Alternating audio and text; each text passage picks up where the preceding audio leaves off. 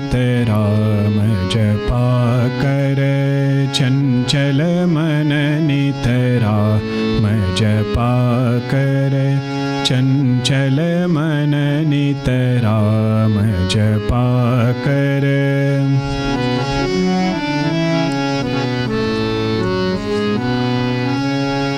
पल पल छिन छिन घड़ी घड़ी निस दिन, पल पल छिन छिन घड़ी घड़ी निस दिन, पल पल छिन छिन घड़ी घड़ी निस दिन,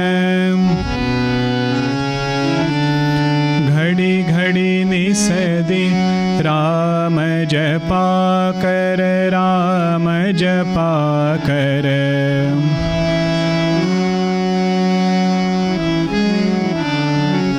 राम जपा कर, राम जपा कर।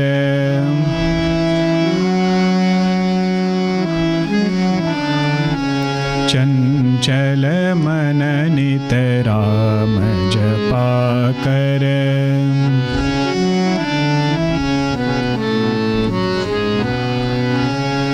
प्रात समय की शुभ वेला में, प्रात समय की शुभ वेला में, संध्या समय की पुलकित रजनी, संध्या पुलकित रजनी, रोम रोम से निकले तेरे, रोम रोम से निकले तेरे, राम जपा कर, राम जपा कर। राम जपा कर, चंचल मन नित राम जपा कर।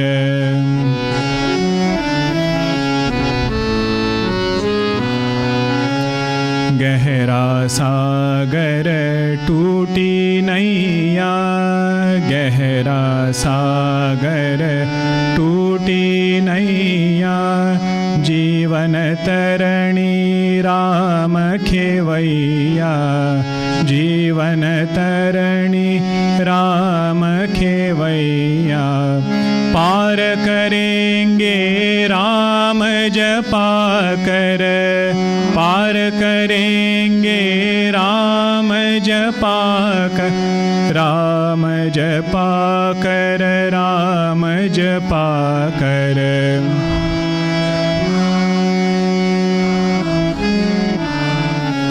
चंचल मन नित राम जपा कर।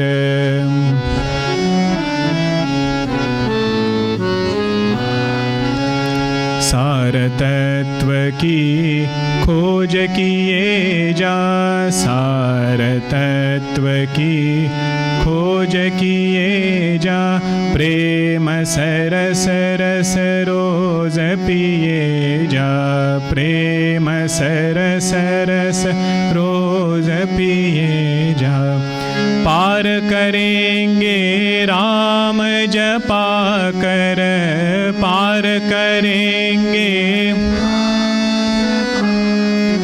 राम जपा कर, राम जपा कर।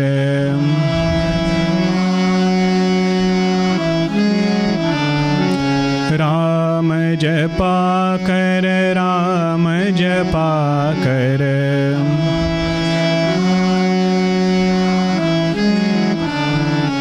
चंचल मन नित राम जपा कर।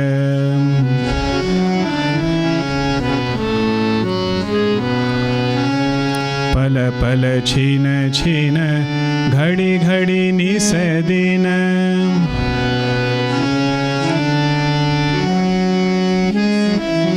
राम जपा कर, राम जपा कर।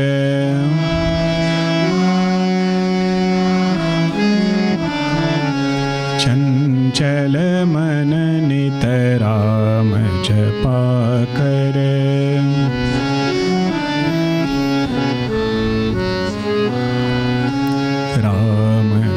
जपा कर,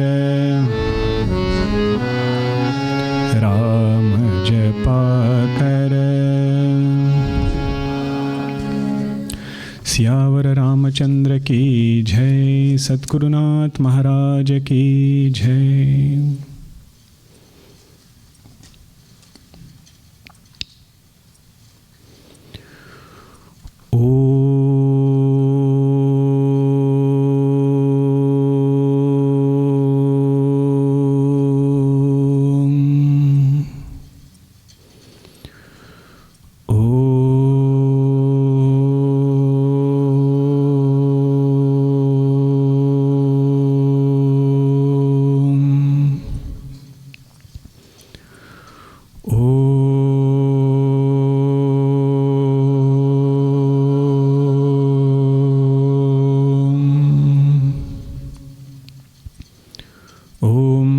सहनाववतु सहनौ भुनक्तु सह वीर्यं करवावहै तेजस्विनावधीतमस्तु मा विद्विषावहै।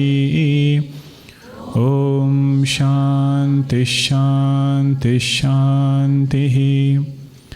समस्तजनकल्याणे निरतं करुणामयं नमामि चिन्मयं देवं सद्गुरुं ब्रह्मविद्वरं सद्गुरुं ब्रह्मविद्वरम्। ॐ श्री चिन्मय सद्गुरवे नमः। ॐ श्री चिन्मय सद्गुरवे नमः। ॐ श्री चिन्मय सद्गुरवे नमः। ॐ श्री चिन्मय सद्गुरवे नमः। ॐ श्री चिन्मय सद्गुरवे नमः।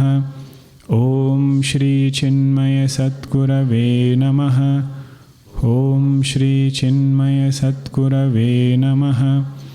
ॐ श्री चिन्मय सद्गुरवे नमः। ॐ श्री चिन्मय सद्गुरवे नमः। ॐ श्री चिन्मय सद्गुरवे नमः। ॐ श्री चिन्मय सद्गुरवे नमः। 24th and 25th we will chant together. संकल्प प्रभवान् कामान् त्यक्त्वा सर्वान् शेषतः मनसैवेन्द्रियग्रामं विनियम्य समन्ततः शनैः शनैरुपरमेत् बुद्ध्या धृतिगृहीतया आत्मसंस्थं मनः कृत्वा न किञ्चिदपि चिन्तयेत्। Every school of thought, every darshana has its own way of telling us how to be free from samsara. Materialistic school of thought, the materialist, they will say, have objects. Don't have any kind of discomfort in life. That will solve all problems. That will lead us to absolute joy, happiness. That is one level of solution. Some school of thought might come and say, only when you go to some loka, only when you go to some higher world, there you will get a different body, different experiences, and will be free from sorrow. No traffic jam, no dealing with lack of resources. Whatever bothers us here, those things will not be there. You want to go to such a place, then do these things, you will be free. But when it comes to Vedanta, what is Vedanta promising us? What does Vedanta say? When will I become free? In 6 chapters, Bhagavan has elaborated this topic, that when we come to abide in the self, when we understand our nature as consciousness, and that consciousness to be non-dual. Other than that, everything is an appearance. This clarity in knowledge is called as moksha. This clarity is called as Atma Sakshatkara, Nirvana. Give whatever name you want, but this is the culmination in Advaita Vedanta. Bhagavan Raman Maharshi says it as Tasya smrutihi tatra drudaiva nishtha. He says remembering this knowledge itself is called as abidance in this knowledge. Not doing some another action, but knowing the nature of truth as it is. Other school of thoughts, if they have promised the end goal, they will not just promise the end goal and leave us there. They will also tell us how to walk the journey, what are the difficulties which will come, and how to finally get the end result. Like Charvak Darshana also, there are so many Charvak Sutras written on how to be a good Charvak, how to be a good materialist, how you should study political science, how one should study economics. You say these are the foundational text, like how we have Tattva Bodha, Atma Bodha, they have these as their foundational text. By the way, Prahaladji was taught that, when Hiranyakashipu sent his two trusted teachers to teach, Shanda and Amarka, both of them taught Prahaladji Charvak Darshan. You are different, your neighbor is different. The world is different, there is nobody called as God. Whatever you see, that alone is reality. And once the body perishes, what else is there to think about? So do what you like, enjoy life. There is nothing called as rebirth. The point is, they will promise something, but also take us to that point if anybody wants to go. They will not leave halfway. Just like it is true for Charvak Darshan, it is also true for Vedanta Darshan. That if our teachers have promised us self-abidance is going to give us liberation, they will not only say that statement and leave us there. They will actually make sure we go and see what it is. That technique of showing us this truth is 6th chapter of Bhagavad Geeta, where Bhagavan is very carefully, patiently elaborating different facets of meditation. And the main prayojanam, main purpose of meditation is to seek abidance in the self. That self which always remains hidden from me.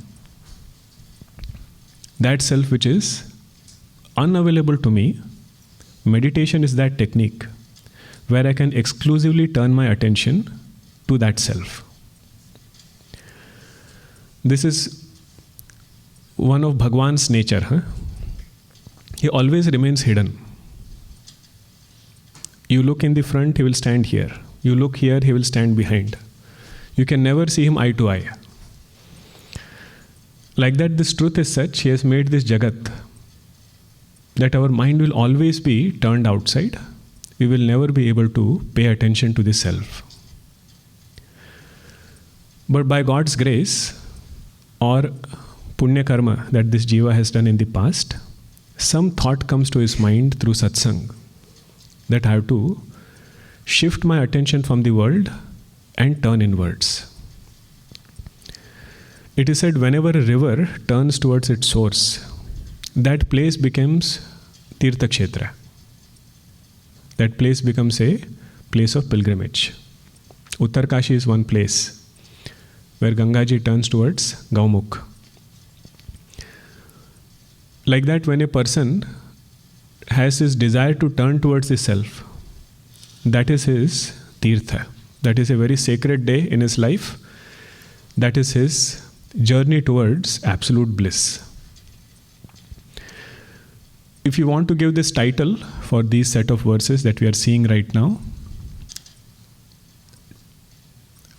technique of effective meditation. If you noticed in the title description in the beginning, I think we had given it as technique of meditation. You can add one more word, technique of effective meditation.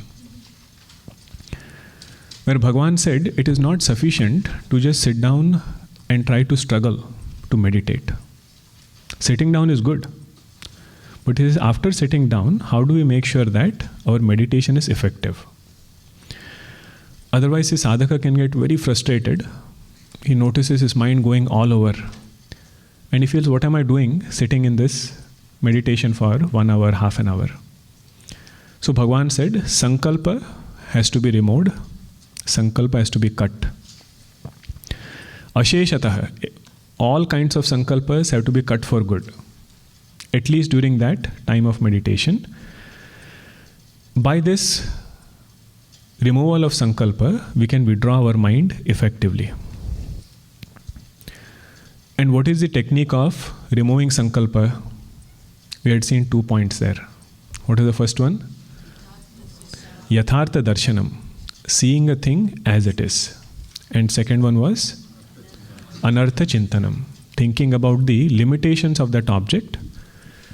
Once we start identifying, reflecting on the defects, the fascination for that object doesn't remain the same. The example we had seen in Kathopanishad class,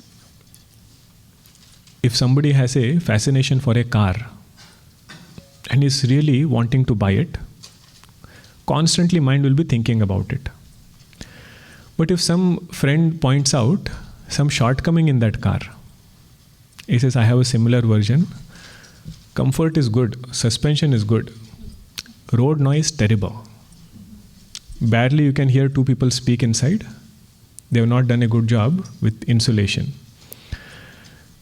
Now that fascination which was there, when Anartha Darshanam happens, some limitation is seen, then it gets hit somewhere. So for those objects, wherever this mind is going, there the sadhaka tries to see limitations. Then Bhagavan said, don't be in a hurry. Shanaihi shanaihi uparamet. Very slowly, wherever this mind goes, try to bring it back. Just like we have practiced several other things. First day you try to make roti, doesn't become round. Those are called as continental parathas. But with practice, you see how nicely we can make it. Just like we have practiced other things, Bhagavan says, quietening the mind is also practice. It is not swabhavika, means it is not natural. It will not happen one fine day. I will have to put forth effort, practice it, and see the result. If we say, I am a devotee of Bhagavan Krishna, we have to take every word of Bhagavan Krishna seriously. If he says, this is the practice we have to do, then the sadhaka actually has to sit down and practice it. Like previously he said, right? Yogaha anirvinna chetasa. Arjuna, do whatever you want. But this one practice of meditation, very patiently, do it every day, without getting disappointed. Atma samstam manah krutva nakinchit api chintayet. Once you have pulled back the mind and you have thought about Atma, means you are bringing Atma Lakshana. In that thought of Atma, mind will get dissolved. Because what is the understanding? Mind is anatma. Mind, just like whole creation is an appearance, this mind or thought is also an appearance. Creation appears in thoughts, thought appears in consciousness. And these thoughts which are coming, they are not absolute, they are just an appearance. This repeated practice dissolves the mind. Along with Vairagya, along with Yathartha Darshanam, when he does it, mind gets dissolved. At that state, when mind is dissolved, Bhagavan's advice to us is, don't initiate any new thought. Don't initiate even Vedantic thoughts. Somebody shared with me yesterday, he said meditation was good, but I was thinking about what is the meaning of adreshyam. In Munda, one word comes, adreshyam. Adreshyam means that which cannot be seen by sense organs. Oh, this was the meaning, this I knew. But my thought was, what was the meaning of the word adreshyam? One mantra he was trying to meditate upon. And this happens whenever we study Vedanta. It might be worldly thoughts which are bothering, or even Vedantic thoughts, something which is unclear, something we didn't agree with. Those thoughts can come. Bhagavan says, don't bring any of those thoughts. Now he continues in the same chain of ideas and he says, Yato yato nischarati manaschancalamassthiram tatastato niyamyaitate atmanyeva vasham nayet yato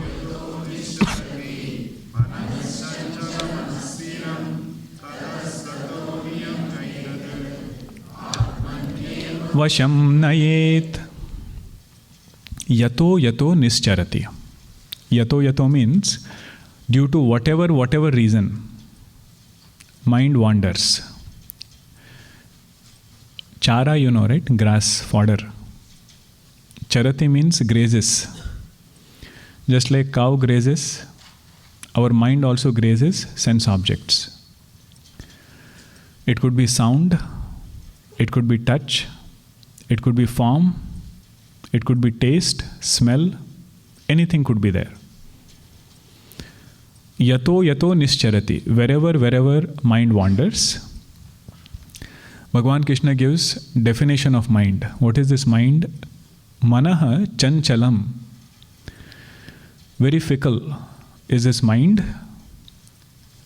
Monkey mind they call it. From one thing to another, second to third. Keeps jumping. Even if it jumps somewhere, does it stay there? He says, no, asthiram. Chanchalam and asthiram, that is the nature of this mind. If you listen to Gurudev's talks on this particular verse, he gives a very humorous example. He says, we are sitting down to meditate upon Krishna, Krishna, Krishna, and suddenly mind thinks about Krishnamurti. Where is he nowadays, Krishnamurti? Oh, his brother Gopal, he works for Foreign Service. I think he's in New York. New York is getting into some trouble with Israel. And then finally it comes to Prime Minister. He says, where did you start? Krishna, Krishna. Ended up with Prime Minister of India. He says, that is the nature of this mind, chanchalam. And this we have to keep observing how this mind takes us for a ride. I'm sure all of you must have gone to a restaurant sometimes and ordered food. The first part of ordering is the chanchalam part. You start thinking, should I do this? Should I do that? Last time I had this. This time maybe I should try this. Finally you order. Then you see the neighbor ordering something else. After doing everything, mind says, maybe I should have done that. That is called as asthiram. It made us work so hard for something. When we got it, it said, maybe this is not what I wanted. So Bhagavan says, be careful. When we sit at the seat of meditation, anticipate or acknowledge the nature of this mind, and wherever it is going, pull it back. Tataha niyamya. From those objects, very patiently pull it back. What should I do after pulling back? Atmani eva vasham nayet. Having pulled back the mind from world, think only about Atma. Put mind in Atma means think about Atma Lakshana, that everything is consciousness and this mind is just an appearance in that consciousness.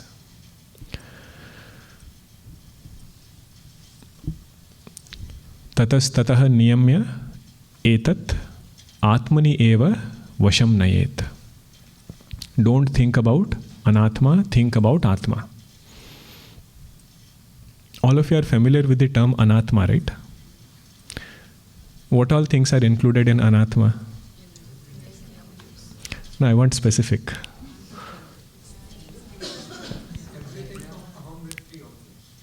Everything means what all things?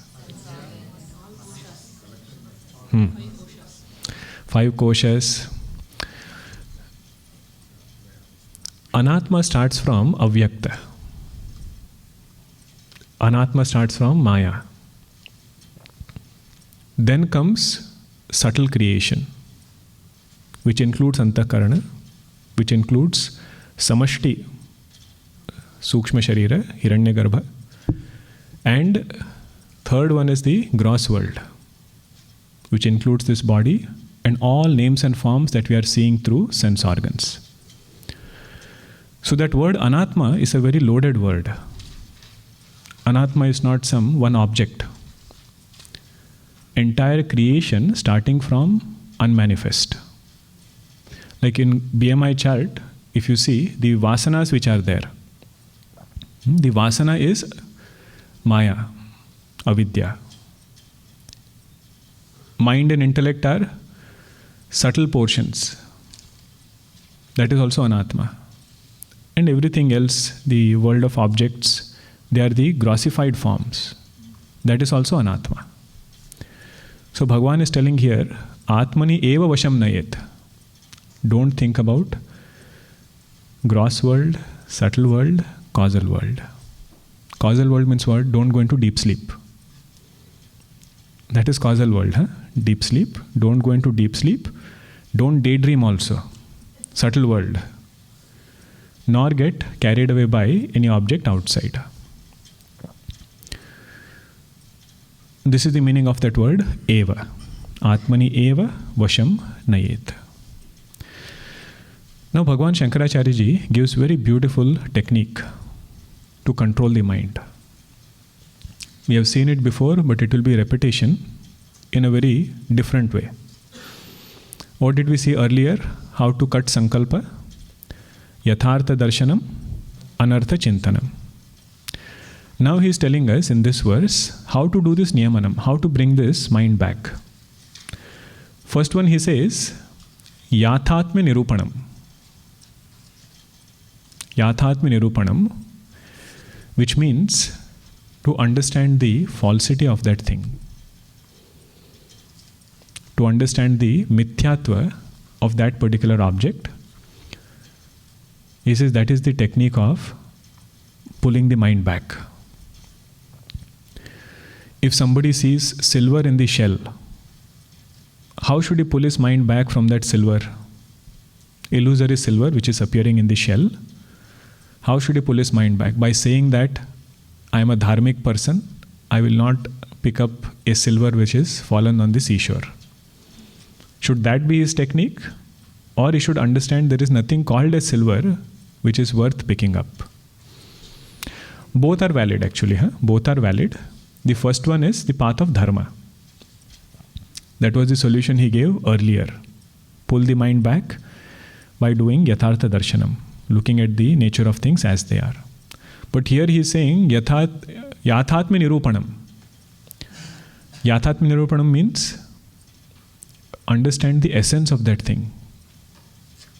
Yatha atma, what is the essence of that thing? If we inquire, we will realize it is nothing but consciousness.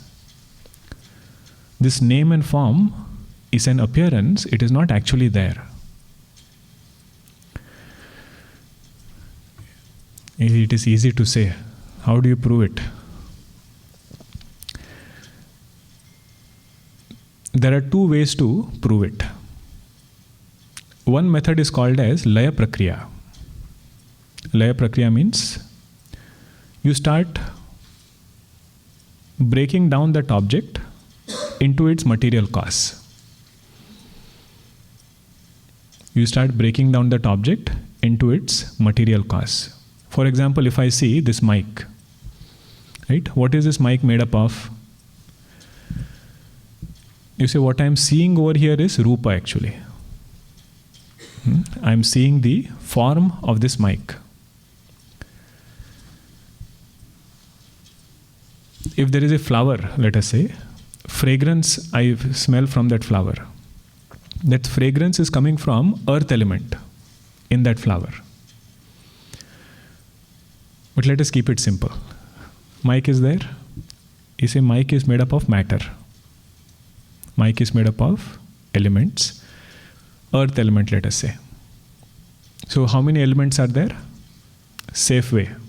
Space, air, fire, water, earth. Very simple to remember. Huh? Space, air, fire, water, earth. Safe way. Each element has come from the previous element. Space, air, fire, water, earth. So earth has come from water. Water has come from fire. Fire has come from air. Air has come from space. There is logic even for this, but we will not go too much into detail. This is discussed in Tattva Bodha, Vedanta Sara. There elaborate discussion is there, why these elements are in sequence. So if I start with earth, I should be able to come to space. I'm seeing this mic, but what I'm really seeing is the element of earth. And this element of earth has come from space. Where did this space come from? Came from Maya. 3 gunas, from that Panchikaranam happened. Then came this element of space. Where did Maya come from? See, Maya is an appearance in consciousness. It is not absolutely there. It is rooted in consciousness. The one who can see the mic and shift attention to consciousness, that person is a jnani. And he has trained his mind to do this laya prakriya. Laya prakriya means dissolving the effect into the cause. If you find this prakriya a little bit technical, little bit difficult, hold on to Ramana Maharshiji's technique. If you have attended Saddarshanam, then it will be revision from that class. How does Ramana Maharshiji look at this world? Shabdadi Rupam Bhuvanam Samastam. He says, don't call this as mic, don't call this as harmonium, person. Dissolve them into these 5 elements again. Space, air, fire, water, earth. Each element will have its guna. It will have its quality that is rooted in that element. So if you take sound, for example, which element is it rooted in? Space. If you remove space, there is no sound. Means even if you scientifically think about it, right? Our experience of this world is so much rooted in the ability of sense organs to perceive different inputs. If one sense organ is taken away, 1/5 of our world is taken away. And what we call as world, another creature might look at it totally differently. We know that sounds, dogs can hear different frequencies. What we cannot hear, they can hear. So our experience of the world is very heavily dependent upon sense organs. Shabdadi Rupam Bhuvanam Samastam Shabdadi Satta Indriya Vritti Bhasyaha. He says sense organs are illumining the world, and sense organs are illumined by mind. Therefore, he says there is no way to establish there is a world independent outside than this mind. If it was independent, you could see the world somewhere, you could see your mind somewhere. They are always appearing together. We can never prove that there is some real world outside than our thoughts.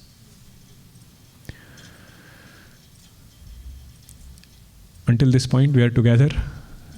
From objects, he has come to thoughts. Then he says, inquire where these thoughts are emerging. Where do thoughts borrow their existence from? Where do thoughts borrow their sentiency from? If thoughts had their own sentiency, own existence, they would never disappear. True? If existence is inherent nature of thought, that thought will always exist. Means what? there will not be a state called as deep sleep. Because thought is inherently existent, right? It will continue even in deep sleep. But the fact that thoughts dissolve in deep sleep means they have dissolved into their cause. What is the cause of thoughts? He says cause, absolute cause, if you see, is consciousness. Story is not done yet. The main part is going to come now. Where did we start? Objects. From objects we came to sense organ. Sense organ we came to thoughts. Thoughts we came to consciousness. Thoughts are appearing in consciousness. But you inquire into nature of consciousness. Is there anything called as thought in consciousness? This is where you have to take support of Upanishad mantras. What is the nature of consciousness? They say that which is devoid of all conditionings. There is nothing in consciousness. It is homogeneous, full by itself. Then how come this thought is appearing in consciousness? Just like the snake appears on that rope. Snake is not there in the rope, but yet it is appearing there where it is not there. Whenever such a thing happens, it is called as mithya. I'll repeat this again. Ramana Maharshi ji said, from objects, boil it down to elements first. And each element will have its gunas. Eyes will only see form, ears will only hear sound, and so on. World outside is dependent upon sense organs. Sense organs are dependent upon mind. Mind is dependent upon consciousness. But this dependency is not like this phone is dependent upon my hand. So hand is separate, phone is separate. You can see both things separately. But mind and consciousness are not like that. One is real, another is an appearance in that thing.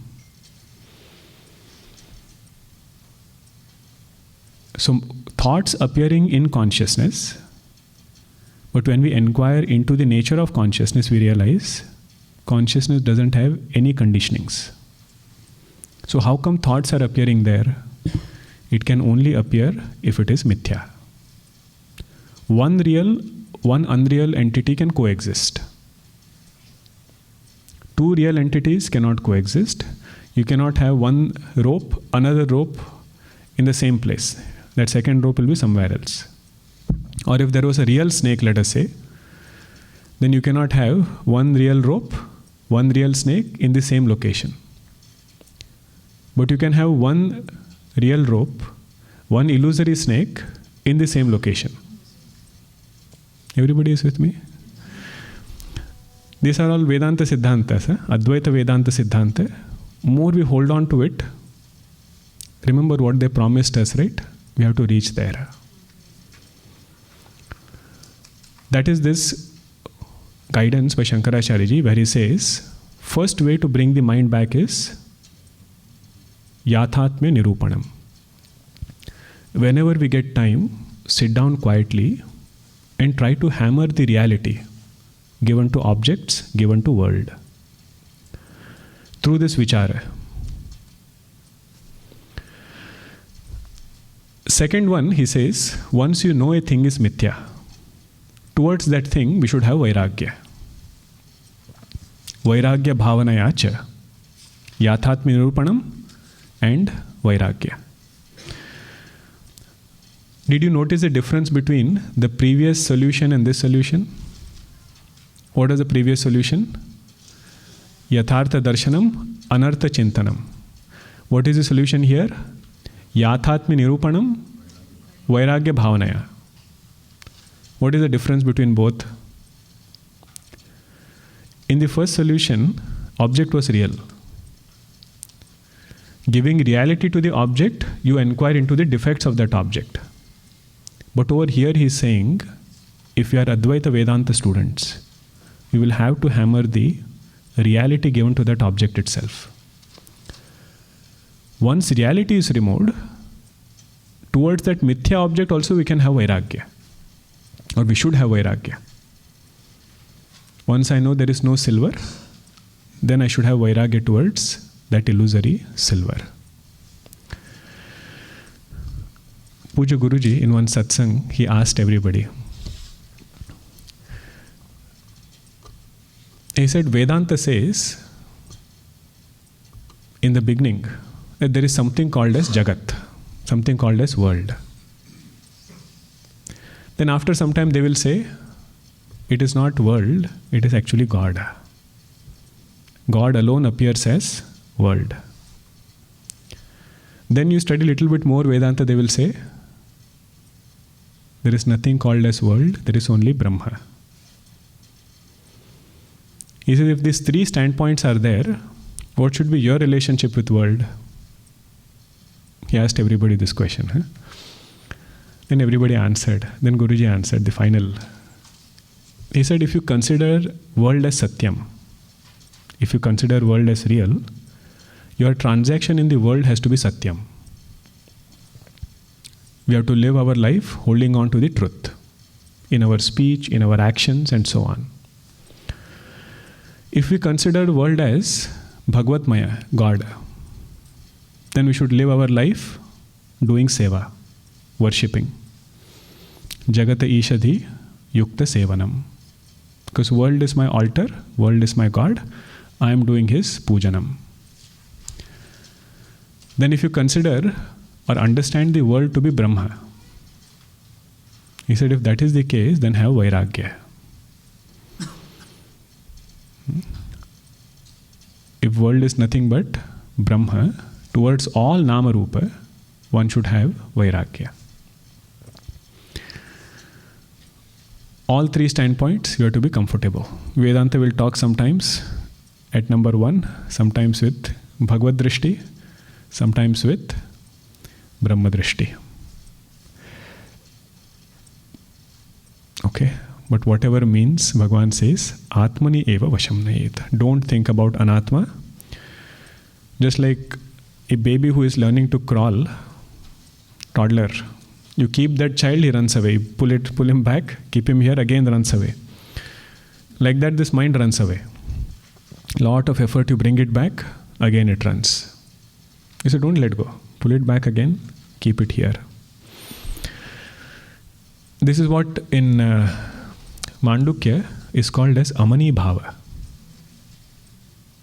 where mind, having reflected upon Atma, has dissolved itself.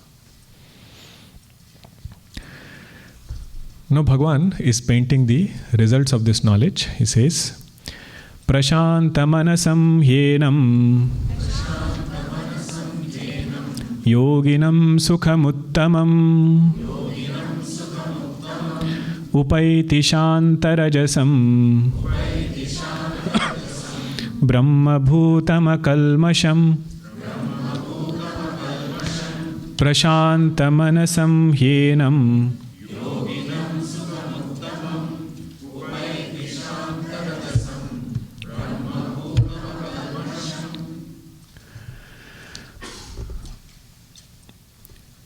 Turn to page number 23. Verse number 23. Look at the second line. What did Bhagavan say? Sanishchayena yoktavyaha yogaha anirvinna chetasa.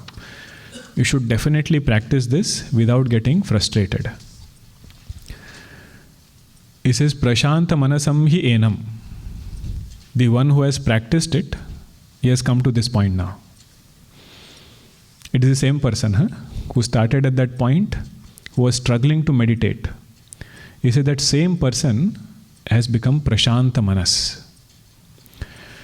Just like we can let go of objects, right? And say, this is not me.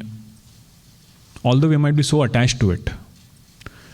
If I sit in my car, I feel I and car are one. But little bit thinking, I can say, okay, car is different, I am different. Like that, he can distance himself from his mind. This is the meaning of the word prashanta manaha. Just like conditionings were let gone of, physical conditionings, he can also, or he has succeeded in distancing from subtle conditioning or mind. Yoginam sukham uttamam. He experiences, enjoys supreme most bliss. Uttamam sukham, supreme most. Really speaking, there is only one source of sukham, which is Atma. Any sukham we get through objects is that same sukham getting reflected through that object. Even though it is this, because if you say this to children, they will ask this question, so what is the harm in enjoying objects then? Anyway, it is that sukham only, right? Why don't I know it and then enjoy this? One Mahatma Ji, he would say, in an alcohol bottle, even if you clean it and fill milk in it, he said it is not worthy of drinking. Like that, Brahma Sukham, when it gets tainted by object, it is not grahya. Now he is talking from a very unique standpoint. We should appreciate what they are saying. When directly the sukham is available, why do you want to have it through some object? If at all there is an object involved, it will be anuttamam sukham. Not absolute, secondary sukham. And that secondary sukham is such, very quickly it will turn into dukkham. Because it is limited, it is having the limitations of conditionings, at some point it will go away. Or its nature will change. But here Bhagavan says, that person enjoys the supreme most sukham. But you see the next word, upaiti. Upaiti means what? This kind of joy comes walking to him. He doesn't go towards it. He says, yoginam sukham uttamam upaiti. That kind of supreme most bliss comes walking to this meditator. Shanta rajasam. Shanta rajasam means the cause for his distraction, cause for his restlessness was rajas. Out of the three gunas, tamas puts us to sleep, rajas distracts us, sattva brings focus, clarity and joy. So that deep-rooted rajas which is there, that will go away through this practice of meditation.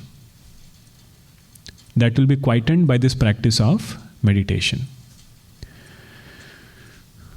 You know what this means? It cannot be quietened by any other means. Neither can any sadhana quieten it, nor can karma yoga quieten it. He says that deep-rooted rajas will be quietened only through meditation.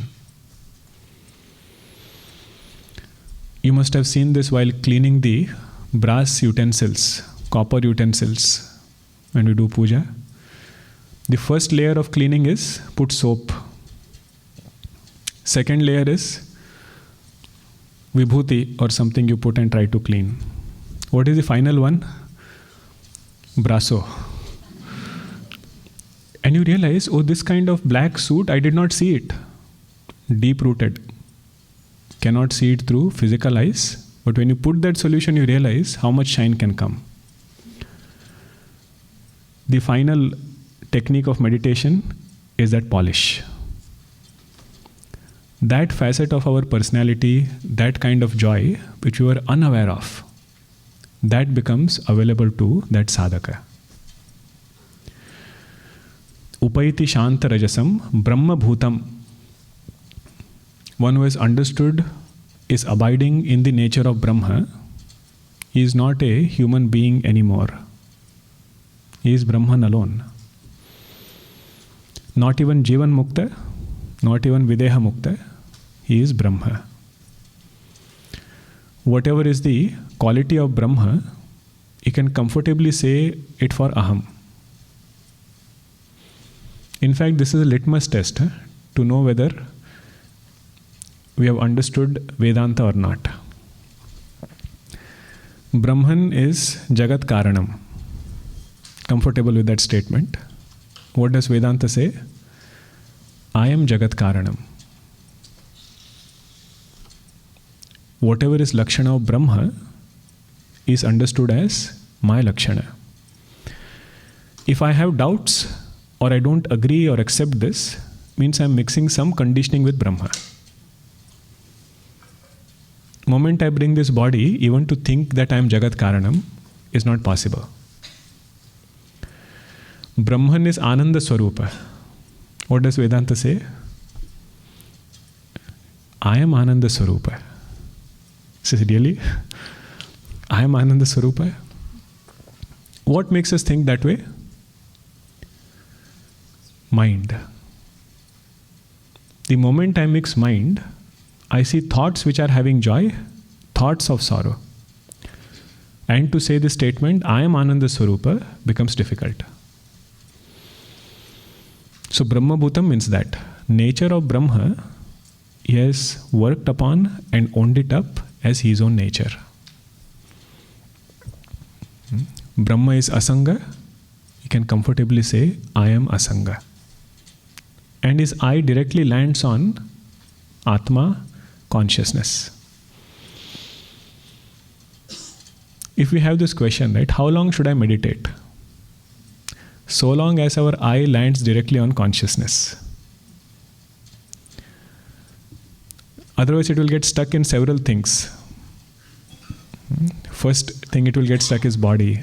Second is mind, ahankara. Several obstacles are there. But if it directly lands on Atma, that is when practice of meditation is fulfilled. Brahma Bhutam Akalmasham. Akalmasham means doesn't have any bothering or erroneous thoughts. Shankaracharya writes, Adharmadi Varjitam. Doesn't have any adharmic thoughts. That person is Akalmasham. Now he concludes this topic. He says, Yunjan nevam sadatmanam yogi vigata kalmashah sukhena brahma samsparsham atyantam sukhamashnute yunjan nevam sadatmanam sukhena brahma samsparsham atyantam sukhamashnute. Evam yunjan. In this way, starting from which verse? 23, you can say. Starting from 23, whatever kind of instructions were given, very carefully he has followed. In that way he has practiced meditation. Pulling the mind back wherever it goes, bringing it back to Atma. Yogi Vigata Kalmasha. That yogi who is free from all kalmasha. For this word, Shankaracharya gives a very beautiful definition. What is that Vigata Kalmasha? He says, Vigata Papaha.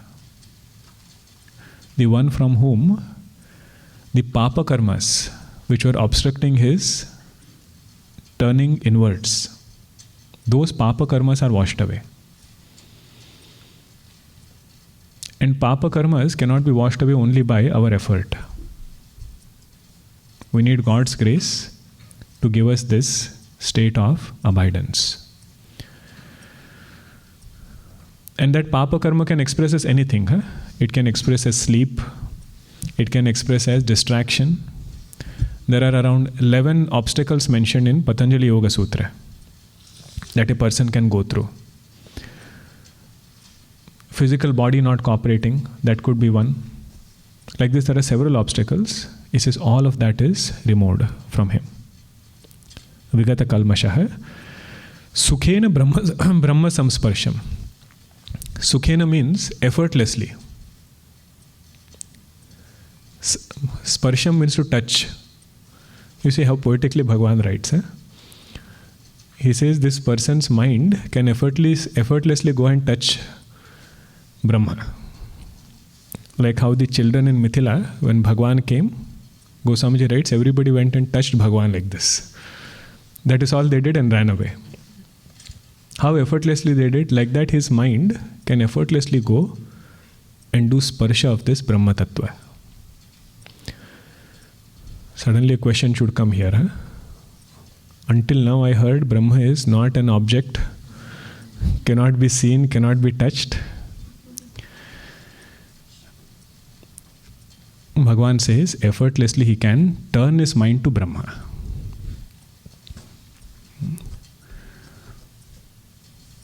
Driving when we learn the first time, how alert we are. We don't touch the back to the seat, sit like this and drive. But once you are comfortable, you can do so many things and drive. Not encouraged, but people do. The point is, mind gets so tuned that you don't have to think after you sit. Should I put my key where I should put? What should I turn on first? Effortlessly mind does it. Muscle memory. Imagine if that can happen for meditation. That when you sit down, effortlessly the doors start closing. Shabda sparsha rupa rasa gandha. From that it comes to sense organ to mind to atma. And wherever this mind wants to run out, the guards at those doors send it back. I say, you can't go out. Go back to Atma, stay there. That effortless abidance, if it comes, he says that is the state of Sukhena Brahma Samsparsham. Atyantam Sukham Ashnute. Atyantam means infinite. Any Vishaya which is there, it will always bring finitude in that Sukham. And gradation will be there. Today it will give joy, tomorrow it can give sorrow. But this is Atyantam Sukham, no gradation and infinite. Ashnute. Ashnute means he comes to know of that supreme most bliss. He comes to taste that supreme most bliss. That is his state in meditation. After that is some result of meditation. How does that jnani see the world? How does he transact in the world? How does his knowledge express in his interactions? That we will see in the next session. Om Purnamada Purnamidam Purnat Purnamudachyate Purnasya Purnamadaya Purnameva Vashishyate. Om Shanti Shanti Shanti. Harihi Om Shri Gurubhyo Namaha. Harihi Om.